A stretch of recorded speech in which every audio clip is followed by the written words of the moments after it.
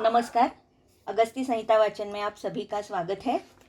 श्री चरक संहिता चिकित्सा स्थान नवमोऽध्यायः अथात उन्माद चिकित्सितम व्याख्यास्यामः। तो हमने राजयक्ष्मा तक हमने देखा है। अभी राजयक्ष्मा के बाद उन्माद चिकित्सा इसकी हम शुरुआत कर रहे हैं। तो श्लोक नंबर 1, 2 और 3 में पढ़ती हूँ। अथात उन्माद चिकित्सितम व्याख्यास्यामः इति हस्माह भगवान आत्रेयः। तो जैसे कि आप सबको पता है कि उन्माद की हो आज स्क्रीन नाही आहे ॲक्च्युली, मला वेळ नाही झाला PPT बनवायला, त्यामुळे आज डायरेक्ट वाचन करते। वेळ झाला उद्या तर करते। तो उन्माद की जैसे कि आप सबको पता है कि उत्पत्ति जो है, तो ये उत्पत्ति कैसे हुई है। तो ज्वर की संप्राप्ति या ज्वर चिकित्सा जब हमने देखा था, तब हमने देखा था कि दक्ष का जो यज्ञ था उसका उद्ध्वंस हुआ, उसके बाद ज्वर की उत्पत्ति हुई। उसी उष्मा के कारण बाद में रक्तपित्त की उत्पत्ति हुई। रक्तपित्त के बाद जैसे कि बहुत ही लोगों में घबराहट हो गई, लोग यहाँ वहाँ भागने लगे, तो वात प्रकोप होने के बाद गुल्म की उत्पत्ति हो गई। गुल्म के बाद जैसे कि त्रिदोषों का भी प्रकोप हो चुका था, तो इसीलिए बाद में कुष्ठ जैसे त्वचा रोग की विकृति हो गई। उसके बाद जैसे कि खाने पीने में विषमाशन हो गया, ये भागदौड़ करने की वजह से साहस हो गया, तो इतने सारे ये जो मिथ्या आहार विहार हो गया, तो ये जो हेतु हो गए, उसकी वजह से बाद में राजयक्ष्मा हुआ। और राजयक्ष्मा के बाद जैसे कि शोक है, क्रोध है, क्योंकि ये सारे मानसिक भावों का जो एक उद्वेग वहाँ पर हुआ, जिसकी वजह से उन्माद और अपस्मार जैसे दो शरीर और मानस ऐसे व्याधियों की उत्पत्ति हो गई। तो अभी इसीलिए यहाँ पर राजयक्ष्मा के बाद जो उत्पात हुआ, उसके बाद उन्माद की संप्राप्ति यहाँ पर बता रहे हैं। तो इस तरीके से ये निदान स्थान के जो 8 अध्याय है, तो ये कहीं ना कहीं इस तरीके से ये संप्राप्ति दर्शाते हैं या क्रम दर्शाते हैं। इसीलिए निदान स्थान में ये सिर्फ 8 ही व्याधियों का वर्णन है। तो यहाँ पर हम देख रहे हैं उन्माद चिकित्सितम व्याख्यास्यामः, उन्माद की चिकित्सा भी क्या क्या कह रही है। तो बुद्धि स्मृति ज्ञान तपो निवासः पुनर्वसु प्राणभृतां शरण्यः उन्माद हेत्वा कृतिभेषजानि कालेऽग्निवेशाय ससंश पृष्ठा। तो यहाँ पर अर्थात पूछ रहे हैं अग्निवेश की हमें उन्माद के सारे हेतु, आकृति, भेषज, ये इनके बारे में हमें बताइए। तो ये जब अग्निवेश ने पूछा, तो उसके लिए ये जो पुनर्वसु है, जो कि प्राणभृत है या शरण में आए हुए लोगों को जो शरण दे रहे हैं, आसरा दे रहे हैं, और जो बुद्धि स्मृति ज्ञान और तप इनका जो आश्रय है, ऐसे जो पुनर्वसु है, तो उन्होंने ये उन्माद के बारे में जितने सारे प्रश्न पूछे गए थे अग्निवेश के द्वारा, उसके उत्तर दिए हैं। श्लोक नंबर 4, विरुद्ध दुष्टा शुचि भोजनानि प्रघर्षणं देव गुरुद्विजानां उन्माद हेतुर्भय हर्ष पूर्वो मनोभिघातो विषमाश्च चेष्टा। तो यहाँ पर हेतु बता रहे हैं कि विरुद्ध, दुष्ट, अशुचि ऐसा भोजन होना, प्रदर्शनम देव गुरु द्विजानाम, तो गुरु देव द्विज इनका अगर अपमान किया, तिरस्कार किया, उन्माद हेतु भय हर्ष पूर्वो, तो भय और हर्ष ये जो सारे हेतु हैं जिसकी वजह से मन का अभिघात होगा, और विषमाश्च चेष्टा और विषम चेष्टा, ये सारे उन्माद के हेतु हैं। अर्थात जैसे हमें पता है कि हम हमेशा हेतु जब आते हैं तब पहले हम निदान स्थान देखते हैं। तो अभी जैसे यहाँ पर एक संक्षिप्त रूप में हेतुओं का वर्णन किया है, इसी का विस्तार हमें उन्माद के निदान स्थान में भी मिलता है। तो उन्माद निदान का जो अध्याय है वो हम पहले देखते हैं और बाद में इसके आगे वाले श्लोकों का विवरण करेंगे। तो निदान स्थान में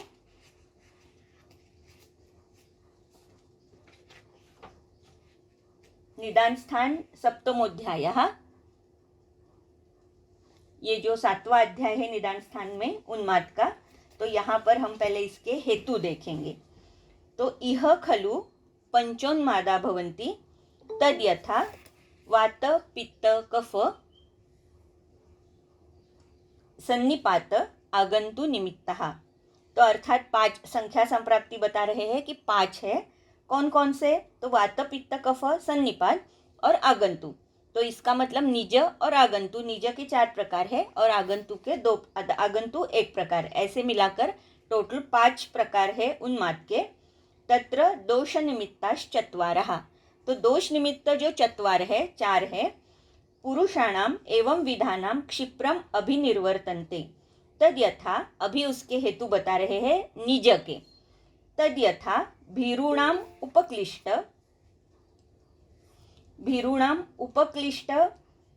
सत्वानाम उत्सन्न दोषाणाम समल विकृत उपहितानि अनुचितानि आहारजातानि वैषम्ययुक्तेन उपयोग विधिना उपयुञ्जनानां तंत्रप्रयोगम अपि विषम आचरताम अन्याश्च शरीरचेष्टा विषमाः समाचरताम अति उपक्षीणदेहानां व्याधिवेग समुद्भ्रमितानां उपहतमनसां वा काम क्रोध लोभ हर्ष भय मोह आयास शोक चिंता उद्वेगादिभिः भूयो अभिघात अभ्याहतानां वा मनसि उपहते बुद्धौ च प्रचलितायाम् अभ्युद्दीर्णा दोषाः प्रकुपिता हृदयम् उपसृत्य मनोवहानि स्रोतांसि आवृत्य जनयति उन्मादम।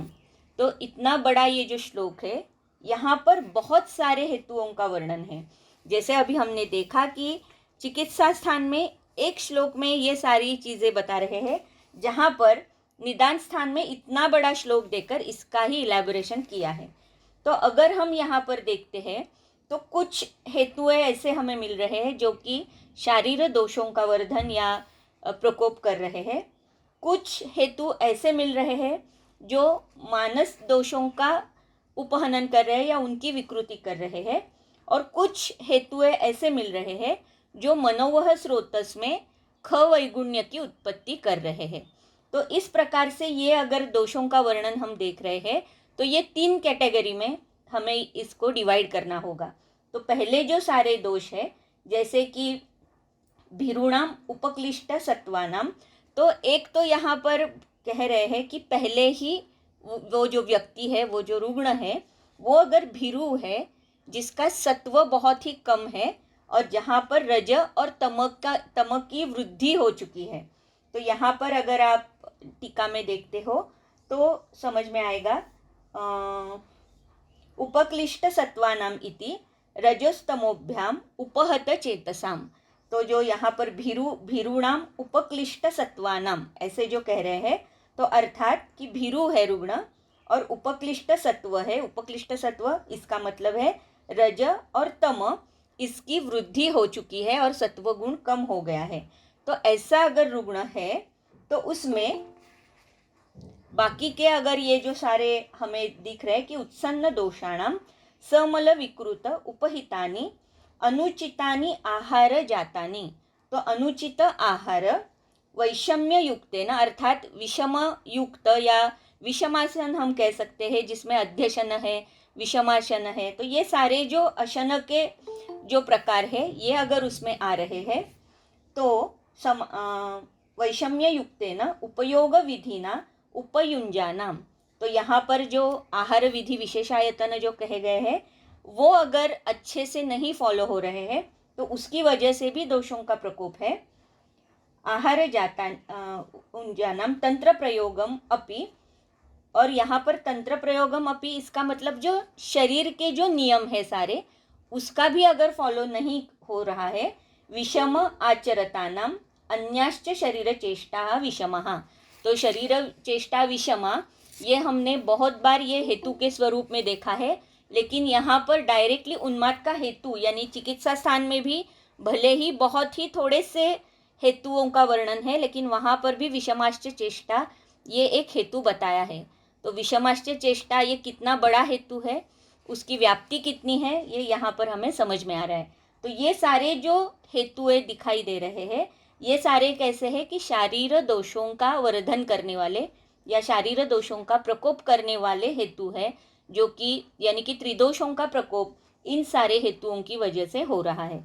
तो वहाँ पर स्पेशली वैषम्य युक्त आहार, आहार विधि विशेषायतनों का फॉलो न करना, और ये सारे जो विकृतियों का जो खाना पीना, विकृत खाना पीना जो है, उसकी वजह से शारीर दोषों का प्रकोप है। फिर दूसरा जो ग्रुप आ रहा है जहाँ पर वो कह रहे हैं कि मानस दोषों की विकृति हो रही है, तो वो सारे हैं जैसे कि काम, क्रोध, लोभ, हर्ष, भय, मोह, आयास, शोक, चिंता, उद्वेगादि भी भूयो। तो ये सारे जो यहाँ पर हेतु बता रहे हैं, तो ये सारे हेतु ये मानस दोषों को बढ़ाने वाले हेतु है। और तीसरा जो ग्रुप कह रहे हैं, मनसी उपहते बुद्धौ च प्रचलितायाम अभ्युदीर्णा दोषाः प्रकोपिता हृदयम उपसृत्य मनोवाहानी स्रोतांसी आवृत्य जनयंती उन्मादम। तो इसका मतलब है कि ये जो 3 कैटेगरीज है, शरीर दोषों की विकृति, मानस दोषों की विकृति और मनोवह, जैसे कि ये हर्ष, काम, क्रोध, मोह, इनकी वजह से भी कहीं ना कहीं हम यानी कि मनोवह स्रोतस में स्थान संश्रय हो रहा है, और ये शारीर और मानस ये दो दोषों की विकृति होकर वो उन्मार्गगामी होकर मनोवह स्रोतस में आश्रय लेकर वहाँ पर उसे आवृत कर फिर उन्माद की उत्पत्ति हो रही है। मैं रिपीट करती हूँ, हेतु जो हो रहे हैं उसमें स्पेशली शारीर दोषों की विकृति है, कुछ हेतुओं की वजह से मानसिक दोषों की विकृति है, और कुछ हेतुओं की वजह से मनोवह स्रोतस में स्थान वैगुण्य निर्माण हो रहा है। जैसे कि शारीर और मानस दोषों की विकृति है, ये दोष प्रकुपित हो चुके हैं, वो प्रकुपित होने के बाद, प्रचलित होने के बाद मनोवह स्रोतस में जो स्थान वैगुण्य हुआ है वहाँ पर वो आश्रय ले रहे हैं, वहाँ पर वो आवृत्त कर रहे हैं मनोवह स्रोतस को, यानी आवरण वहाँ पर कर रहे हैं, वहाँ पर स्रोतोरोध कर रहे हैं, जिसकी वजह से उन्माद की उत्पत्ति हो रही है। तो निरुक्ति अगर हम देखते हैं उन्माद ये शब्द की, तो अष्टांग संग्रह में इसकी निरुक्ति हमें मिलती है। तो वहाँ पर वो कह रहे हैं कि उन्मादो नाम यहाँ उन्मार्ग गई ही शारीर मानसैहि दोषैहि मनसो मदः।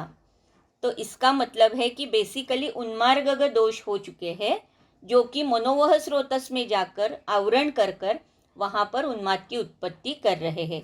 तो उन्माद ये व्याधि के बारे में जब हम सोचते हैं, या बहुत बार ऐसे होता है कि मानसिक व्याधि सिर्फ 2 ही बताए हैं चरक ने या काय चिकित्सा में, जैसे कि उन्माद और अपस्मार। तो ऐसा नहीं है, उन्माद और अपस्मार ये दोनों भी शारीर और मानस ऐसे दोनों का मिलाकर ये व्याधि है। तो ये सिर्फ मन का या मानसिक व्याधि है ऐसे कभी भी नहीं मानना चाहिए, ये यहाँ पर वो क्लियर कर रहे हैं। तो शारीर दोषों की विकृति, मानस दोषों की विकृति और मनोवह स्रोतस में स्थान वैगुण्य, ये संप्राप्ति में ये 3 बहुत इम्पॉर्टेंट एस्पेक्ट्स है या घटक है। और चौथा घटक है कि वो वहाँ पर जाकर आवरण करते हैं, उन्मार्गगामी है वो, इसलिए वहाँ पर जाकर आवरण करते हैं, और आवरण के बाद फिर उन्माद की उत्पत्ति हो रही है। फिर यहाँ पर निदान स्थान का श्लोक नंबर 5, उन्मादम पुनः मनोबुद्धि संज्ञा ज्ञान स्मृति भक्ति शील चेष्टा आचार विभ्रमम विद्यात्। तो ये श्लोक बहुत ही महत्वपूर्ण है, और इसका जो विवरण है ये हमें बहुत अच्छे से करना होगा, क्योंकि जब हम उन्माद कहते हैं तो मराठी में या जैसे कि वेड लागणं म्हणतो आपण, तो सिर्फ इतनी ही उसकी व्याप्ति नहीं है, सिर्फ वेड लागणं इतनी ही व्याप्ति नहीं है। तो ये व्याप्ति इतनी बड़ी है कि उन्मादः पुनः मनो बुद्धि संज्ञा ज्ञान ये एक शब्द है, स्मृति भक्ति शील चेष्टा और आचार इनका विभ्रम है। तो ये विभ्रम, ये जो शब्द है ये मनोविभ्रम, बुद्धि विभ्रम, संज्ञा ज्ञान विभ्रम, स्मृति विभ्रम, स्मृति विभ्रम, भक्ति विभ्रम, शील चेष्टा और आचार विभ्रम, ये सबका जब विभ्रम होगा तब उन्माद की उत्पत्ति होगी। तो अगर हमें पहला ये शब्द देखना है कि मनोविभ्रम, तो मनोविभ्रम अगर हमें देखना है तो मन के जो कर्म है, मन के जो गुण हैं, उनके बारे में भी थोड़ा सा पढ़ना आवश्यक रहेगा। तो शारीर स्थान में जो पहले अध्याय में हमें बताया है कि मन के कर्म क्या है, मन के गुण क्या है, मन के विषय क्या है, तो ये सारी चीज़ें यहाँ पर देखना आवश्यक होगा। तो इसीलिए हम देखते हैं चरक शारीर स्थान अध्याय 1। मैं श्लोक नंबर बताती हूँ, शायद 20 होगा। चरक शारीर स्थान अध्याय 1 और श्लोक नंबर है 20। तो श्लोक नंबर है 20, चरक शारीर स्थान अध्याय 1 श्लोक नंबर 20। ये हमें क्यों देखना है? क्योंकि उन्माद की जो व्याप्ति है, तो ये व्याप्ति सिर्फ मन से ही सिर्फ संबंधित नहीं है, तो इतने सारे संज्ञाएं दी है कि जिसका विभ्रम अगर होता है तब जाकर हम उसे उन्माद कहते हैं। तो इसीलिए उसमें से जो फर्स्ट ये घटक है, फर्स्ट जो पॉइंट है, जो कि मनोविभ्रम कह रहे हैं, तो मनोविभ्रम जब हम कहेंगे तो अर्थात मन के विषय, मन का कर्म, इसके बारे में भी देखना आवश्यक होगा। इसीलिए हम ये शारीर स्थान का जो रेफरेंस है मन के विषय का, वो देख रहे हैं। तो जैसे कि यहाँ पर चिंत्यम विचार्यम ऊह्यम च ध्येयम संकल्प्यमेव च यत्किंचिन मनसोज्ञेयम तत्सर्व ही अर्थ संज्ञकम। तो यहाँ पर ये जो श्लोक आया हुआ है जो कि मन के विषय को दर्शाता है, तो उसमें से पहला जो है वो है चिंत्य। तो इसके लिए हमें इसकी जो टीका है, ये टीका भी पढ़नी पड़ेगी।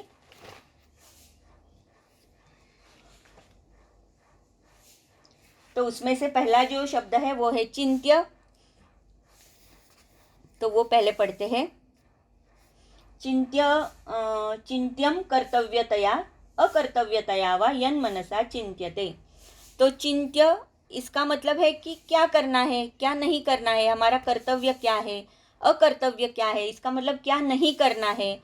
ये जब नहीं समझ में आता तब हमें इसे, यानी कि ये जो विभ्रम है, तो ये विभ्रम में इसका मतलब है कि ये नहीं समझ में आना। ये एक्चुअली मन का विषय है चिंत्य। जब मन को समझ में आता है कि कर्तव्य क्या है, अकर्तव्य क्या है, लेकिन यहाँ पर उसका विभ्रम हो चुका है कि क्या करना है, क्या नहीं करना है, ये बिल्कुल ही नहीं समझ में आना।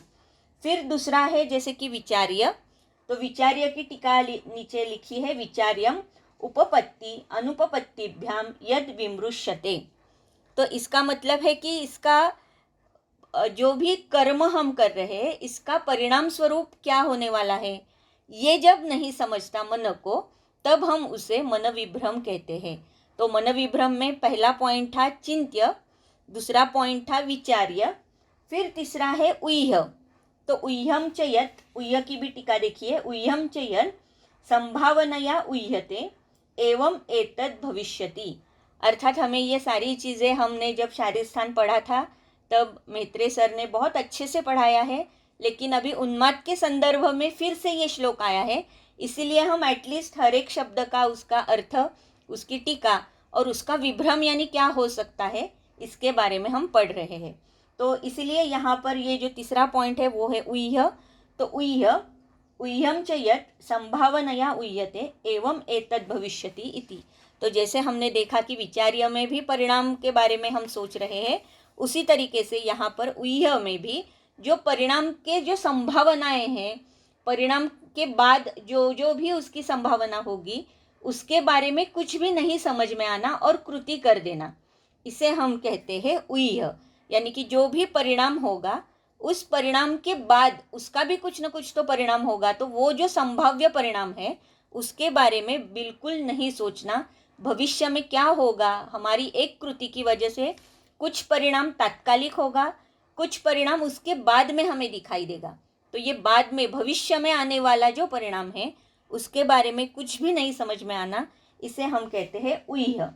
फिर है संकल्प्य, सॉरी ध्येयम, बीच में ध्येय रह गया, तो बीच में है ध्येय। तो ध्येय का अर्थ है ध्येयम भावना ज्ञान विषयम। तो इसका मतलब है कि जो भावना है हमारी, तो उसका जो ज्ञान होता है, ये ज्ञान किसकी वजह से होता है, मन की वजह से होता है। लेकिन जब मन में विभ्रम है तब ये ज्ञान, ये जो भावना का ज्ञान है, ये अच्छी तरह से नहीं होना, इसे कहते हैं हम मनोविभ्रम। मनोविभ्रम का ये एक घटक है ध्येय।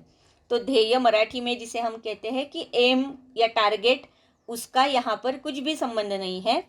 यहाँ पर ध्येय इसका मतलब है भावना ज्ञान विषयम। फिर है संकल्प्य। तो संकल्प्य की टीका देखिए, संकल्प्यम गुणवत्तया दोषवत्तया वा अवधारण अविषयम। तो संकल्प्य का भी जैसे हम यानी कि अवधारण विषयम जब कहते हैं तो अवधारण का मतलब है निश्चय करना, किसी एक चीज़ का ये कुछ कृति हमें करनी है उसका निश्चय करना।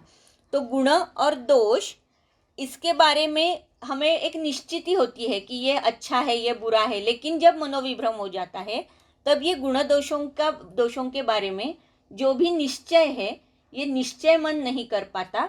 इसीलिए मनोविभ्रम में ये मन का विषय जो है संकल्प्य, इसके बारे में भी सोचना पड़ता है। फिर यत् किंचित मनसोज्ञेयम तत्सर्वम ही अर्थसंज्ञकम। तो ये सारे कैसे है, मन के विषय है। तो मनोविभ्रम जब होता है, जब एक शब्द यहाँ पर कहते हैं कि मनोविभ्रम, तब इतने सारे शेड्स, इतने सारे जो मन के विषय है उसके बारे में भी सोचना आवश्यक हो जाता है। तो विषय के बाद जैसे कि मन के कर्म है, तो वो कर्म कौन कौन से है, इंद्रियाभिग्रहः कर्म मनसः स्वस्य निग्रह उहो विचारश्च ततः परम बुद्धि ही प्रवर्तते। तो इंद्रिय का अभिग्रह कर्म मनसः स्वस्य निग्रह, तो इंद्रियार्थ जो है, इंद्रियों का कर्मेंद्रिय और ज्ञानेंद्रिय, इनका जो अर्थ है ये अर्थ ग्रहण करने का काम भी मन का होता है। नहीं तो ऐसे होता है कि हम कृति तो कर रहे हैं, यानी कि इंद्रिय विषय ग्रहण कर रहा है, हमें जैसे हम कुछ देखते हैं तो नेत्र का जो विषय है, जो देखना, वो देखने का वो ग्रहण तो कर रहा है इंद्रिय के थ्रू, लेकिन मन से उसका ग्रहण नहीं हो रहा है। तो ये कर्म एक्चुअली किसका है, ये मन का कर्म है। तो इसीलिए इंद्रियाभिग्रह, इंद्रियों के बारे में जो भी विषय इंद्रिय ग्रहण कर रहे हैं उनका अर्थ समझ में आना, ये जो कर्म है ये कर्म यहाँ पर नहीं हो रहा है मनोविभ्रम में। और स्वस्य निग्रह, इसका मतलब है कि खुद का भी निग्रह करना, ये भी मन का कर्म है। तो उन्माद में हम देखते हैं कि मन का निग्रह वहाँ पर बिल्कुल ही नहीं है, खुद का निग्रह वो रुग्ण वहाँ पर नहीं कर पा रहा है। इसीलिए अस्थानी बहुत सारी चीज़ें वो करता है, जहाँ पर योग्य नहीं है वहाँ पर भी कुछ चीज़ें उसके द्वारा हो जाते हैं। तो इसका मतलब है कि मनोविभ्रम, ये शब्द जब हम कहते हैं यहाँ पर, तो मनोविभ्रम में मन के विषय और मन के कर्म, इनका विभ्रम हो जाना, ये हमें यहाँ पर गृहीत धरना है। इसके बाद है जैसे कि बुद्धि विभ्रम। तो बुद्धि विभ्रम इसका मतलब है कि विभ्रंश हो जाता है बुद्धि का, जैसे कि नित्य क्या है, अनित्य क्या है, या प्रिय क्या है, अप्रिय क्या है, या हितकर क्या है, अहितकर क्या है, इसके बारे में कुछ भी समझ में नहीं आना, इसे कहते हैं बुद्धि विभ्रंश या बुद्धि विभ्रम। तो बुद्धि विभ्रम जैसे कि बुद्धि के ये जो सारे अभी जैसे नित्य अनित्य प्रिय अप्रिय हमने देखा, उसी का ही श्लोक शारीर स्थान में है, जैसे कि विषम अभिनिवेशो यो नित्यानित्य प्रिया प्रिय ज्ञेयः स बुद्धि विभ्रंशः समम बुद्धिर्हि पश्यति। तो यहाँ पर अगर बुद्धि का विभ्रंश नहीं है तो बुद्धि ये देख सकती है कि विषय नित्य क्या है, अनित्य क्या है, प्रिय क्या है, अप्रिय क्या है, हितकर क्या है, अहितकर क्या है। ये जो सारासार विवेक बुद्धि है, इसे ही हम, ये अगर वहाँ पर नहीं रही तो वहाँ पर हम उसे बुद्धि विभ्रम या बुद्धि विभ्रंश कहते हैं। फिर है संज्ञा ज्ञान विभ्रम। तो संज्ञा ज्ञान विभ्रम, इसका मतलब जैसे अभी हमने देखा कि इंद्रियों के कुछ विषय है, तो वो विषय का ज्ञान होना, वो संज्ञा का ज्ञान होना। कभी कभी जैसे कि किसी गर्म चीज़ के ऊपर हाथ रखा जाता है लेकिन वहाँ पर समझ में ही नहीं आता। ऐसे बहुत सारे रुग्ण देखने के लिए मिलते हैं हमें कि जिनका चित्त वहाँ पर नहीं है, या कभी कभी हमसे भी ये गलती हो जाती है कि हमारा चित्त, हमारा मन कहीं और होता है, हाथ से कुछ काम और हो रहा है लेकिन मन कहीं और है।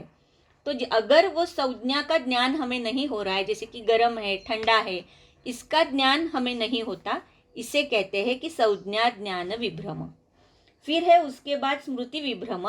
स्मृति विभ्रम अर्थात स्मृति न स्मरती, अथवा यानी कि आइदर कुछ स्मरण में नहीं आता या जो स्मरण में आता है वो गलत आता है। इसकी टीका नीचे है, स्मृति विभ्रमात्तु न स्मरति अयथावद्वा स्मरति। तो तो आइदर स्मृति विभ्रम में न स्मरती, कुछ स्मरण में नहीं आता, या गलत कुछ याद आता है। समझ में नहीं आता ऐसे नहीं कहूँगी, याद आता है, क्योंकि ये स्मृति विभ्रम है। तो यहाँ पर स्मृति विभ्रम में आइदर कुछ भी स्मृति नहीं रहती या कुछ गलत स्मृति रहती है। फिर है भक्ति विभ्रम। तो भक्ति विभ्रम, भक्ति का अर्थ है कि यत्र इच्छा पूर्वम आसीत तत्र अनिच्छा भवति। इसका मतलब है कि यत्र इच्छा, जो भक्ति, इसका मतलब है कि इच्छा, तो इच्छा पूर्वम, पहले जो इच्छा उसे होती थी उसकी इच्छा अब नहीं होना। यानी कि कुछ लोग ऐसे होते हैं कि पहले उनकी कुछ इच्छाएं होती है, कुछ यानी कि हर एक की एक अपनी अपनी इच्छा होती है, लेकिन उन्माद जब होता है, या उन्माद में रादर, ये जो भक्ति है, ये जो उसकी रुचि थी किसी विषय में, तो वो रुचि वहाँ पर नहीं रहना, इसे कहते हैं भक्ति विभ्रम। फिर है शील विभ्रम। तो शील विभ्रम, शील का मतलब है स्वभाव। अक्रोधनः क्रोधनो भवति, यहाँ पर नीचे टीका लिखी है। तो शील विभ्रमात् अक्रोधनः क्रोधनो भवति। तो जैसे कि कुछ व्यक्ति ऐसे होती है, वो बहुत शांत होती है, लेकिन उन्माद की अवस्था में वो बहुत क्रोधिष्ठ हो जाती है, या आइदर और उल्टा भी हो सकता है। बहुत क्रोधित जो व्यक्ति हमेशा होती है, वो यहाँ पर उन्माद में बहुत ही शांत हो जाती है। तो ये शील उन्माद, इसका मतलब जो उसका स्वभाव है उसके विपरीत कुछ दिखाई देना। फिर है चेष्टा विभ्रम। तो चेष्टा विभ्रमात् अनुचित चेष्टो भवति। तो चेष्टा विभ्रम अगर है तो अनुचित, जो या उस प्रसंग में उचित नहीं है, वो चेष्टा वहाँ पे हो जाती है। तो यहाँ पर भी वो दिखाई देता है कि चेष्टा विभ्रमात् अनुचित चेष्टे, योग्य चेष्टा नहीं होती।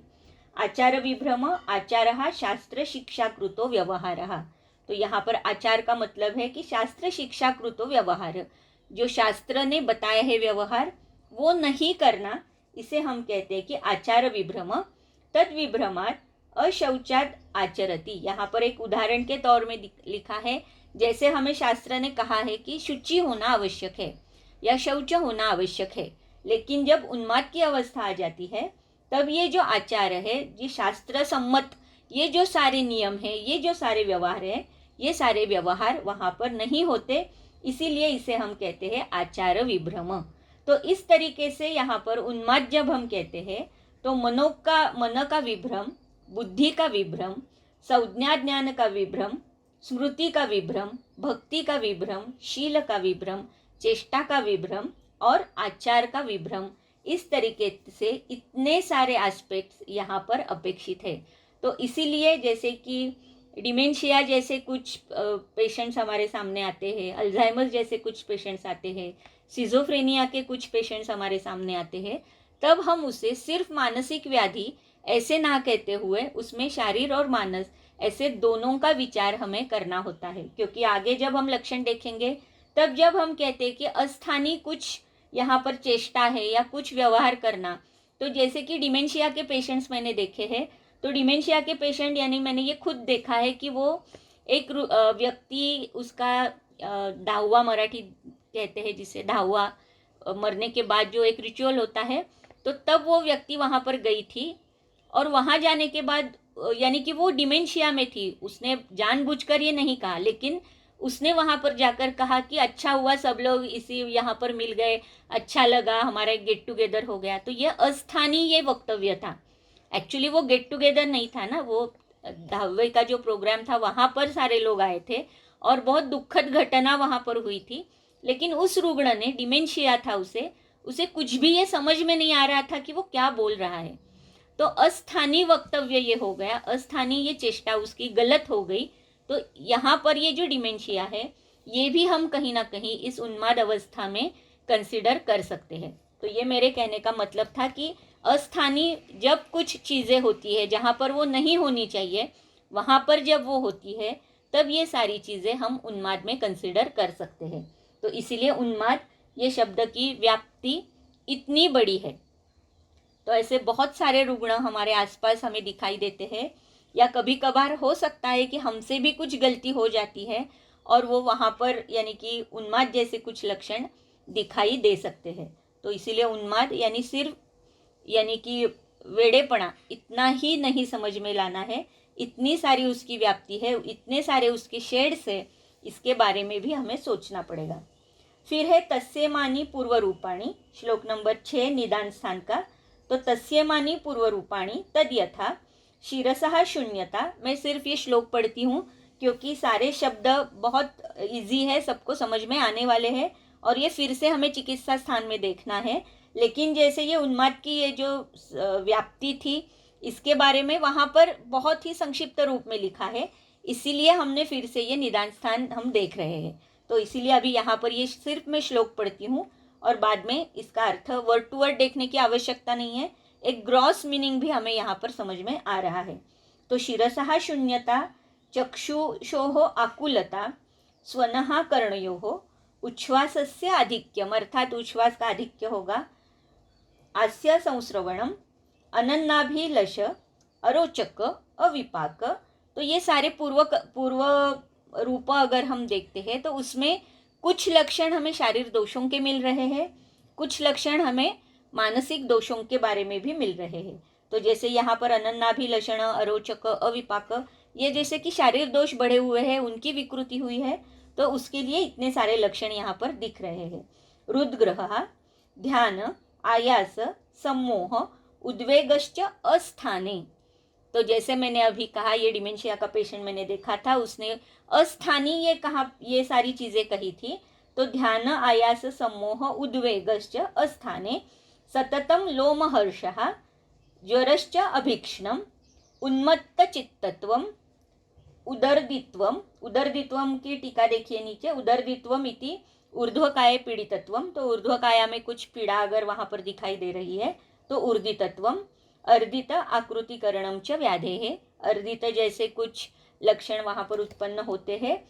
स्वप्ने च अभीक्ष्णम दर्शनम, स्वप्न का दर्शन है अभीक्ष्ण दर्शनम, भ्रांत चलितान अवस्थितानां रूपाणाम अप्रशस्तानां च तिल पीडक चक्राधिरोहणम, वातकुंडलिकाभिश्च उन्मथनम, निमज्जनम च कलुषाणाम अंभसाम आवर्ते, चक्षुषोश्च अपसर्पणम इति। तो यहाँ पर ये जो सारे लक्षण हैं, तो ये भ्रम के लक्षण यहाँ पर उत्पन्न हो रहे हैं। जैसे कि तिल पीड़क चक्र, तो इसका मतलब है कि तेल जिससे निकालते हैं वो जो चक्र है उसके ऊपर अधिरोहण करके वो घूम रहा है, या वातकुंडलिका यानी कि जैसे साइक्लोन हम कह सकते हैं, तो वहाँ पर वो साइक्लोन में बहुत घूम रहा है। या जैसे कि उन्मथनम निमज्जनम च, या पानी में भौरा जिसे हम कहते हैं उसमें वो निमज्जन कर रहा है, डूब रहा है, लेकिन वो भी कैसे कि घूमते घूमते डूब रहा है। इस तरीके से ये जो सारे लक्षण अगर हम देखते हैं तो ये सारे लक्षण यानी स्वप्न के भी कुछ लक्षण यहाँ पर कहे हैं, स्वप्न में वो क्या क्या देख रहा है ये भी सारे लक्षण यहाँ पर लिखे हैं। तो बहुत बार ऐसे होता है कि रुग्ण हमें कहता है कि मुझे इस प्रकार से स्वप्न दर्शन हो रहे हैं और उसकी वजह से सुबह उठने के बाद मुझे अच्छा नहीं लगता, ऐसे लगता है कि मेरी नींद पूरी ही नहीं हुई, मैं रात भर कुछ ना कुछ सोचता रहता हूँ। तो ये जो सारी अवस्थाएं हैं ये भी सारे पूर्व रूपावस्था है उन्माद के। तो कहीं ना कहीं हमें ये सोचना होगा कि उसकी जो चिकित्सा है ये शारीर और मानस ये दोनों दोषों के ऊपर हमें करनी है। ठीक है, तो इसलिए यहाँ पर ये जो सारे पूर्व रूप है, तो कुछ पूर्व रूप ये शारीरिक दोषों के बारे में बता रहे हैं, कुछ पूर्व रूप ये हमें मानसिक दोषों के बारे में भी बता रहे हैं। तो यहाँ पर ये सारे जो लक्षण हैं ये कहीं ना कहीं भ्रम या रजोदोष बढ़ा हुआ है, इस तरीके से कुछ लक्षण यहाँ पर दिखाई दे रहे हैं। फिर इसके बाद का जो श्लोक है, श्लोक नंबर 7, तो 7 में उसमें पहला जो श्लोक है, तो एक एक यहाँ पर वातज, पित्तज और कफज और त्रिदोषज या सान्निपातिक इसके बारे में बता रहे हैं। ततो अनंतरम एवं उन्माद अभिनिवृत्तिरेव तत्र इदम उन्माद विशेष ज्ञानम विज्ञानम भवति। तो यहाँ पर पहला जो ये वाक्य है कि ततो अंतरम एवं उन्मादम अभिनिवृत्तिरेव, तो इसका मतलब है कि पूर्व रूप और रूप इसके बीच में ज़्यादा समय नहीं जाता, पूर्व रूप के तुरंत बाद रूपावस्था आ जाती है। तो जैसे कि हम देखते हैं कि वातव्याधि में भी पूर्व रूपावस्था अव्यक्त होती है, समझ में ही नहीं आती तब तक रूपावस्था आ जाती है। तो उसी तरीके से यहाँ पर भी बहुत कम समय के लिए पूर्व रूपावस्था आती है और तुरंत वो व्याधि जो है वो रूपावस्था में चला जाता है। तत्र इदम उन्माद विशेष विज्ञानम भवति तद यथा परिसरणम अजस्रम। यहाँ पर भी ये वात का है, तो सारी जो चीज़ें हैं यहाँ पर, सारे जो लक्षण हैं ये वात प्रधान सारे लक्षण दिखाई दे रहे हैं। अक्षी, भ्रुव, ओष्ठ, असंवहनन, अंश, हन्व, ग्रह, एकच मिनिट, अक्षी, भ्रुव, ओष्ठ, अंश, हन्व, ग्रह, हन्वग्र, हस्त, पादांग, विक्षेपणम, अकस्मात। तो ये सारा जो विक्षेपण है, ये जो सारे अवयव लिखे हुए हैं कि अक्षी, भ्रू, ओष्ठ या हनु, इनके जो विक्षेप है ये अकस्मात इसका विक्षेपण हो जाता है। सततम अनियतानां च गिराम उत्सर्गः फेनागमनम आस्यात् अभीक्ष्णं स्मित हसित नृत्य गीत वादित्र संप्रयोगाश्च अस्थाने। तो ये सारी चीज़ें अस्थाने हैं, ये हमें बार बार कह रहे हैं। तो ये सोचने वाली बात है कि जैसे कि स्मित, हसित, नृत्य, गीत, स्मित यानी कि सिर्फ स्माइल और हसित यानी कि बहुत जोर से हंसना, नृत्य, गीत, वादित्र, संप्रयोगाश्च अस्थाने। तो ये सारी चीज़ें अस्थान में करना। वीणा, वंश, शंख, शम्या, ताल, शब्दानुकरणम, असामना, यानम, अयानैः, अलंकरणम, अनलंकारिकैः द्रव्यैः। तो यहाँ पर भी ये कह रहे हैं कि वीणा, वंश, शंख, ये शम्या और ताल, ये जो है इसकी टीका लिखी है नीचे कि शम्या दक्षिण हस्ते न और वाम हस्ते न ताल कहा।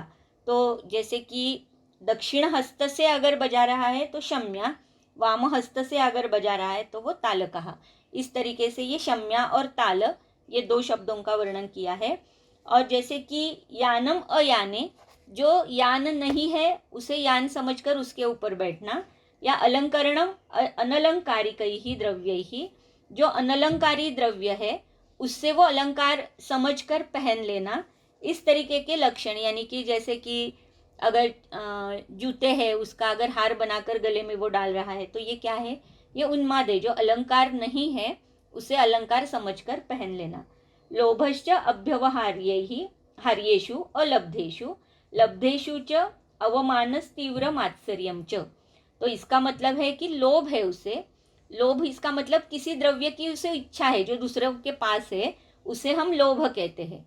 लोभ यानी कि परद्रव्य इच्छा, दूसरे के पास जो भी कुछ चीज़ है उसकी इच्छा रखना, इसका मतलब है लोभ। तो यहाँ पर ये जो लोभ है ये उसे हो रहा है, दूसरों के पास जो भी चीज़ है उसका लोभ उसे है, लेकिन वो मिलने के बाद लब्धेषु च अवमान, यानी कि वो मिलने के बाद उसके प्रति उसका बहुत ही तिरस्कार हो जाता है। लेकिन जब तक वो वस्तु उसे नहीं मिलती तब तक उसे बहुत ही उसका लोभ रहता है, लेकिन मिलने के बाद उसका तिरस्कार हो जाता है, वो उसे अभी नहीं चाहिए। कार्शम, पारुष्यम अर्थात वात प्रकोप है, इसीलिए सार्वदेहिक लक्षण भी हमें दिखाई देंगे। उत्पिंडित, अरुण, अक्षता, वात उपशय विपर्यासात अनुपशयता च। तो वात से, वात के विरुद्ध अगर कुछ किया, उसके गुणधर्म के विरुद्ध, यानी कि उष्ण, स्निग्ध ऐसे उपचार अगर किए जाते हैं तो उपशय मिलेगा, और उसी के समान लक्षण गुण वाले कुछ कर्म हो जाते हैं तो उसे अनुपशय मिलेगा। इति वातोन्माद लिंगानी भवति। इस तरीके से ये वातोन्माद के लिंग या लक्षण हमें दिखाई देते हैं। फिर उसमें से जो दूसरा श्लोक है वो है पित्तज उन्माद का। तो अमर्षः क्रोधः सौरंभश्च अस्थाने शस्त्र लोष्ट्र कषा काष्ठ मुष्टिभिः अभिहननं स्वेषां परेषां वा अभिद्रवणं प्रच्छाय शीतोदकान्न अभिलाषः संतापश्च अतिवेलं ताम्र हरित हारिद्र सौरभदाक्षता पित्तोपशय विपर्यासात् अनुपशयता च इति पित्तोन्मादलिंगानि भवन्ति। तो यहाँ पर कहीं ना कहीं अमर्षः इसका मतलब है कि इरिटेशन के स्वरूप में कुछ लक्षण आते हैं। क्रोध है, सौरंभ है, सौरंभ का मतलब होता है जैसे इन्फ्लेमेशन जैसे कुछ दिखाई देना, या उसे इरिटेशन होना, या उसे क्रोध आना, वो भी कहाँ पर, तो अस्थाने। शस्त्र, लोष्ट्र, कषा, काष्ठ, मुष्टि, अभिहननम स्वेषाम परेशाम वा, तो खुद को आइदर मारना या दूसरों को मारना। तो ऐसे उन्माद के पेशेंट्स हम देखते हैं जो कि पित्त प्रधान होते हैं। वो यानी ऐसा पेशेंट मैंने भी देखा है जो उसके पिताजी के साथ आया था और आने के बाद वो उनको बहुत मारता था। वो पिताजी बेचारे बहुत बूढ़े थे और वो रुग्ण को लेकर वो आते थे क्लिनिक में, लेकिन वो रुग्ण जो था उसकी माँ को भी और उनके पिताजी को भी बहुत पिटता था सबके सामने। उसे यानी कि अस्थानीय है ना, उसे समझ में ही नहीं आ रहा था, इतना वो इरिटेटेड हो जाता था, क्यों होता था पता नहीं, लेकिन इरिटेशन बहुत था उसे। तो इस तरीके से लक्षण वहाँ पर दिखाई देते हैं। और शिरोधारा और ये हम कहने में बहुत आसान है, लेकिन ये पेशेंट एक स्थान में नहीं रुकते। यानी हमें ऐसे लगता है कि हम इनको शिरोधारा करेंगे, शिरोभ्यंग करेंगे, लेकिन इस तरीके के रुग्ण वहाँ पर नहीं रुकते। वो शिरोधारा से भी इरिटेशन उनको आता है, क्योंकि वो सोना ही नहीं चाहते एक जगह पर। इस तरीके से बहुत सारे लक्षण वाले पेशेंट्स हमें दिखाई देते हैं। अभिद्रवणम प्रच्छाय शीतोदकान्न अभिलाषा, तो अर्थात अभिद्रवण इसका मतलब है कि शिव्या देणं, मराठीत जिसे हम कहते हैं, बहुत गुस्से में होते हैं ये रुग्ण और कुछ भी बग देते हैं। फिर है प्रच्छाय शीतोदक अन्न अभिलाषा, तो शीत उदक और अन्न की उनको अभिलाषा होती है। संतापस्य अतिवेलम, तो बहुत ही संतापी होते हैं ये सारे रुग्ण। ताम्र हरित हारिद्र सौरम सौरम सौरभधाक्षता, तो अक्षी में भी इस तरीके के वर्णन या शारीर भाव भी यहाँ पर बता रहे हैं, क्योंकि पित्त का सार्वदेहिक प्रकोप भी है, तो उसकी वजह से ये सारे सार्वदेहिक लक्षण भी वहाँ पर दिखाई देंगे। पित्तोपशय विपर्यासाद अनुपशयताच, तो पित्त के विरुद्ध जितने सारे गुण वाले जो अगर हम कर्म करते हैं या द्रव्य देते हैं तो उससे उपशय मिलेगा, नहीं तो वहाँ पर अनुपशय दिखाई देता है। इति पित्तोन्माद लिंगानी भवंती, तो इस तरीके से यहाँ पर पित्तोन्माद के लक्षण दिखाई देते हैं। स्थानम एक देशे, अभी कफ के बारे में बता रहे हैं, कफज उन्माद। स्थानम एक देशे तूष्णीम भावः अल्पशश्चंक्रमणम लाला शिंगाणक स्त्रवणम अनन्नाभिलाषः रहस्कामता बिभत्सत्वं शौचद्वेषः स्वप्ननित्यता श्वयथुः आनने शुक्लस्तिमितम् अलोपदिग्धाक्षत्वं श्लेष्म उपशय विपर्यासाद अनुपशयता च इति श्लेष्मोन्माद लिंगानी भवंती, तो यहाँ पर ये श्लेष्म जो उन्माद जो है, यहाँ पर स्थानम एक देश है, ये रुग्ण एक बार बैठ गए तो बैठ गए, उठते ही नहीं है। तुष्णिम भावः, तुष्णिम भावः इसका मतलब मौन होता है उनका। जैसे ये पित्त प्रधान है तो ये कुछ भी अराब शराब बक देते हैं, वात प्रधान है वो कहाँ पर भी कुछ भी बोल देते हैं, यानी कि उनके बोलने में कुछ ताड़तंत्र नहीं रहता, कुछ भी कैसे भी कुछ भी बोल देते हैं। पित्त में वो संताप में आकर कुछ भी बोल देते हैं, लेकिन यहाँ पर कफज उन्माद में तुष्णी भावम होता है, इसका मतलब वो मौन रह सकते हैं, कुछ भी नहीं बोलते। आपने 10 सवाल पूछे तब जाकर कहीं वो कुछ एक आध शब्द बोल देगा, इसे कहते हैं तुष्णीम भावः। अल्पशश्चंक्रमणः, तो चंक्रमण भी बहुत अल्प होता है। लाला शिंघाणक स्त्रवणम, तो ये सारे जो मल है कफ प्रधान, तो इनकी वृद्धि हो जाती है। अनन्नाभिलाषः रहस्कामतः, तो इसका मतलब है वो एकांत में रहना पसंद करते हैं, ज़्यादा मिक्सअप नहीं होते सारे लोगों में, या कहीं पर भी वो अगर बैठेंगे तो वो भी मौन धारण करके बैठेंगे या किसी कोने में जाकर अकेले बैठेंगे, तो इसे हम कहते हैं रहस्कामता। बिभत्सत्वम, यानी वहाँ पर शुचि बिल्कुल ही नहीं रहेगी, बिभत्स होंगे वो, यानी कि शौच के जो नियम है वो वहाँ पर वो फॉलो नहीं करते। शौच द्वेषः, शौच की द्वेष होता है शौच के प्रति। स्वप्न नित्यता, हमेशा सोते रहेंगे। श्वयथुः आनने, तो ये सारे कफ प्रकोप के लक्षण भी यहाँ पर दिखाई देंगे। सार्वदेहिक, जैसे कि शुक्ल स्तिमितम अलोपदिग्धाक्षत्वम, तो आँखों में भी ये जो मल है उसकी भी वृद्धि वहाँ पर दिखाई देगी, और शुचि के प्रति द्वेष होने की वजह से वो वहाँ पर ही रहेगी और वो दिखने में बहुत ही विभत्स होगा। श्लेष्मोपशय विपर्यासाद अनुपशयता च, तो श्लेष्म के विरुद्ध जितने सारे गुण वाले हम द्रव्य और कर्म करेंगे उसे उपशय है, अदरवाइज उसमें वहाँ पर अनुपशय है। इति श्लेष्मोन्माद लिंगानी भवंती, तो इस प्रकार से ये श्लेष्मोन्माद के लिंग जो है वो दिखाई देते हैं। त्रिदोष लिंग सन्निपातितु सान्निपातिकम विद्यात्, यहाँ पर त्रिदोष का प्रकोप अपने अपने हेतुओं की वजह से हो रहा है और सान्निपातिक लक्षण यहाँ पर दिखाई देते हैं, तम असाध्यम आचक्षते कुशलः। तो ये सारे कैसे हैं, तो ये असाध्य है, सान्निपातिक है, तो वातज पित्तज और कफज उन्माद अगर है तो ये तीनों के एकदोषज उन्माद ये कैसे है, ये साध्य है, और त्रिदोषज सन्निपात या सन्निपात की वजह से उत्पन्न होने वाला उन्माद ये असाध्य है। बाद में जैसे आगंतुक कहेंगे तो आगंतुक के 3 प्रकार जो है उसमें भी एक साध्य है, 2 साध्य है और एक असाध्य है, वो भी आगे जाकर कहेंगे। तो यहाँ पर निज संप्राप्ति जो है, निज दोषों की वजह से जो संप्राप्ति थी, निज उन्माद था, ये यहाँ पर समाप्त हुआ है कि निज वातज के लक्षण कहे, पित्तज के कहे, कफज के कहे और सान्निपातिक के कहे, और सान्निपातिक ये कैसा है, असाध्य है, ये यहाँ पर कह रहे हैं। तो साध्यानाम तो त्रयाणाम साधनानी, जैसे कि हमेशा निदान स्थान में हम क्या क्या कर सकते हैं, उसमें क्रिया कौन कौन सी कर सकते हैं, इसके बारे में एक पूरा श्लोक दिया हुआ रहता है। हमने सारे अध्यायों में देखा, यहाँ पर भी ये श्लोक आया हुआ है कि हम क्या क्या कर सकते हैं जो कि साध्य है। तो क्या कर सकते हैं, स्नेह, स्वेद, वमन, विरेचन, आस्थापन, अनुवासन। ये वमन जो है मैंने दिया है वमन उन्माद के पेशेंट में, और उसने बहुत अच्छे से, यानी कि मुझे एक्सपेक्टेड नहीं था कि ये उन्माद का पेशेंट होने के बावजूद ये इतना अच्छा वमन कर लेगा। जो मैंने अभी आपको कहा कि पित्तज उन्माद का वो रुग्ण था, बहुत गुस्से वाला था, मुझे ऐसे लगता था कि वो अगर मुझे उसे पकड़ के, और बहुत ऐसे हट्टा कट्टा, बहुत बल उसका अच्छा था, तो मुझे हमेशा ऐसे लगता था कि वो अगर क्लिनिक में आकर कुछ मुझे पकड़ भी दे तो वो कुछ भी कर सकता है, इतना वो यानी कि बलशाली था। और उन्माद के वेग में तो उसे समझ में भी नहीं आता ना कि हम क्या कर रहे हैं। लेकिन जैसे कि उसे थोड़ा यानी कि चिकित्सा की वजह से, या तलपोथीचिल हमने किया था, फिर बाद में शिरोभ्यंग तो हमेशा चल रहा था, नस्य चल रहा था, तो थोड़ा सा शांत हुआ था, और उसके बाद उसका वमन विरेचन हुआ था। तो वमन जब मैंने किया था तो मुझे यानी कि सरप्राइज में थी कि उसने इतना अच्छा वमन लिया था, और मैंने लड़के जो मेरे स्टूडेंट्स से बच्चे थे उनको बुला कर रखा था, ताकि अगर कुछ वहाँ पर गड़बड़ हो जाती है तो कोई ना कोई मेरे साथ होना चाहिए, इतना वो गुस्से वाला था।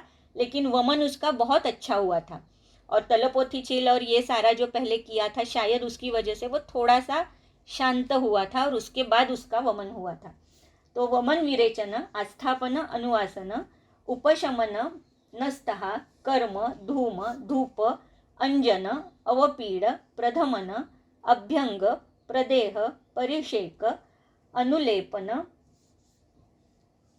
वध, बंधन, अवरोधन, वित्रासन, क्योंकि हमें पता है कि उन्माद की चिकित्सा में हमें त्रासन चिकित्सा भी करनी पड़ती है। विस्मापन, विस्मापन का मतलब होता है मराठी में हम जिसे चकित करना कहते हैं ना, चकित, अचानक से कुछ करना जिसकी वजह से वो चकित हो जाता है, तो विस्मापन, विस्मारण, उसे विस्मरण करना, जिस चीज़ की वजह से उसे ये वेग आते हैं या ऐसी कुछ उत्पत्ति उसकी होती है उन्माद की, तो वहाँ पर उसका उस कारण का विस्मरण करना। फिर अपतर्पण, अपतर्पण करना, शिराव्यधनानि, भोजन विधानम च यथास्वम युक्त्या। तो भोजन विधान बहुत महत्वपूर्ण शब्द है, क्योंकि भोजन के बारे में हमने बहुत बार देखा है, बहुत सारे अध्यायों में भोजन का वर्णन आया हुआ है। तो सारे विधि विशेषायतन जो है, सारे नियम जो है, ये फॉलो करके, और सात्विक आहार या भोजन के जो विधान है ये सारे फॉलो करके फिर उसे वो देना है, ये चिकित्सा के साथ। तो यथास्वम युक्त्या, युक्तिपूर्वक ये सारी चीज़ें देनी है।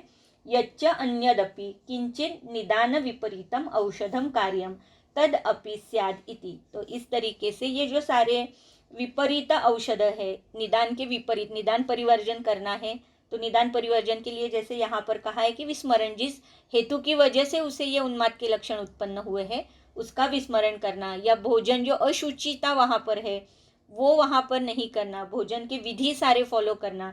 इस तरीके से निदान परिवर्जन तो आवश्यक है, लेकिन उसके साथ साथ विपरीत औषध देने से और ये सारे जो पंचकर्म और उसके जो अलाइड प्रोसीजर्स बताई है ये करने से उन्माद जो है ये साध्य हो जाता है। लेकिन दुर्दैव से ये जो पेशेंट मैंने कहा तो वो बाद में वो शायद कहीं और चले गए रहने के लिए, तो उसका बाद का फॉलोअप मुझे नहीं मिला लेकिन ये रुग्ण को जो मैंने वमन किया था, तो वमन करते करते या विरेचन करते करते वो थोड़ा सा शांत हुआ था, ये तो मैंने देखा था। जो बहुत गुस्सा उसे आता था, जो बहुत पिटता था अपने माँ जी को और पिताजी को, तो वो वहाँ पर थोड़ा शांत हुआ था। यहाँ तक तो मैंने देखा था, लेकिन बाकी वो साध्य हुआ कि नहीं ये दुर्दैव से मुझे नहीं पता, क्योंकि वो बाद में कहीं दूसरे गांव में चले गए रहने के लिए। भवती च अत्र उन्मादान दोषजान साध्यान साधयत भिषगुत्तमः अनेन विधियुक्तेन कर्मणा यत् प्रकीर्तितम। तो यहाँ पर जैसे कि उन्माद के दोषज उन्माद जो है, एक दोषज वातज पित्तज कफज, तो ये साध्य है।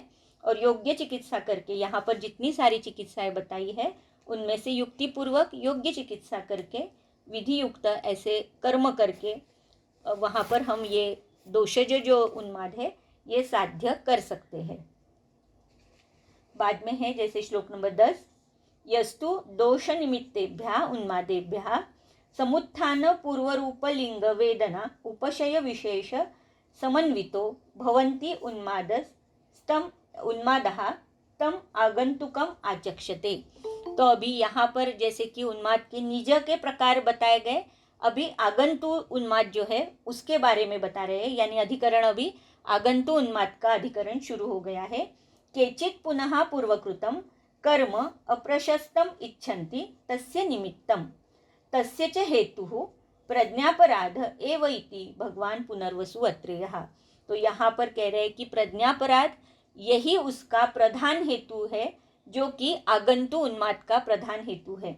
और एक हेतु बता रहे हैं कि पूर्वकृतम कर्म अप्रशस्तम। तो पूर्वकृत अगर कुछ अप्रशस्त कर्म किया हुआ है, तो ये अप्रशस्त की कर्म की वजह से, ये शायद पूर्व जन्म का होगा या इसी जन्म में पहले अप्रशस्त जो कर्म किया है उसकी वजह से होगा, लेकिन ये अप्रशस्त कर्म जो है ये एक आगंतु उन्माद का निमित्त है या हेतु है, या प्रज्ञापराध ये एक हेतु है। तो नीचे टीका में लिखा है कि प्रज्ञापराध ये जो अप्रशस्त कर्म है ये प्रज्ञापराध में ही इंक्लूड होता है, इसलिए ये दोनों हेतु एक ही है, आइदर पूर्वकृत कुछ अप्रशस्त कर्म या प्रज्ञापराध, तो ये दोनों हेतु एक ही है।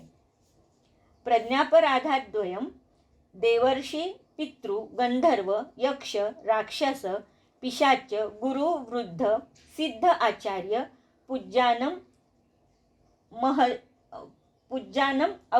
अवमत्य अहितानि आचरति। यानी कि ये जो सारे पूज्य है, ये जो सारे गुरु है, ये जो सारे ज्ञान से ज्येष्ठ है, श्रेष्ठ है, वय से भी श्रेष्ठ है, ज्येष्ठ है, इनका क्या होगा कि अवमान अगर किया जाता है रुग्ण से, अन्यद्वा किंचित एवं विधम